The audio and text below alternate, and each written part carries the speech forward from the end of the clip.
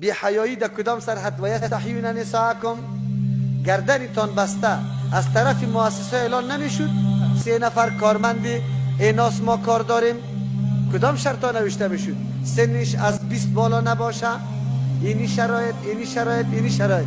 1000 دختر در اونجا امتحان میداد. خب کی را انتخاب میکرد؟ شنگی پارچه را نشانه میکرد که از او کده لوکس دختر نبود، لوکس امو را انتخاب میکرد. نبود، همینطور نبود. تالی را کجاست؟ ما ای را براتان گفتم و انشالله دروغگوی نمیشم.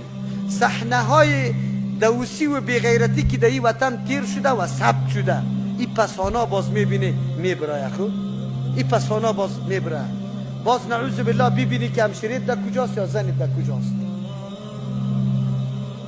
این تالی را افشا نشده و افشا میشه. این را براتان میگم. تو خوش بودی که معاش دخترم دلار است، قطعی فرانسویا کار میکنه. خو لیکن صحنه های دختری تا باز یک وقت اگر زنده بودی، اگر پیش روی پخش نشدی نمیجا نشانه باشه. این را بگو. استعمار است. همی کار کرده. ما بارها براتان گفتم تا صنف 12 را دختری مکتبی دخترها و بچه ها چیست؟ جداست.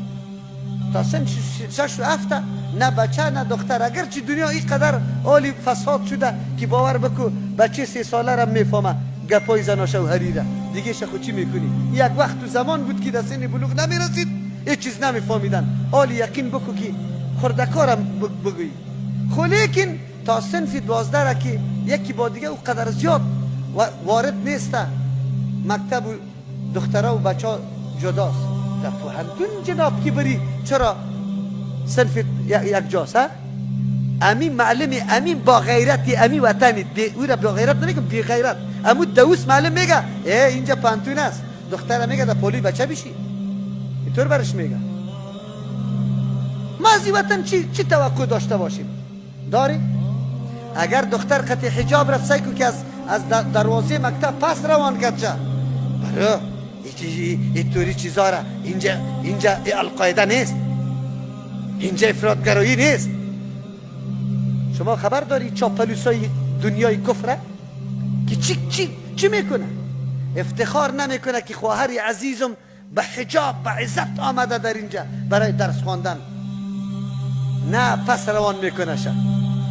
پس روان کلا را سر کتب رو در مکتب که چی حال میبینی؟ همونطور در کالای ساده برو. آلی پتلون پوشیدن کدام فرض است؟ واجب است؟ سنت است؟ چی است؟ ما چقدر تابع شدیم؟ استعمار کاری خود کرده، استعمار بهره‌ورداری کرده، استعمار هر چی کرده.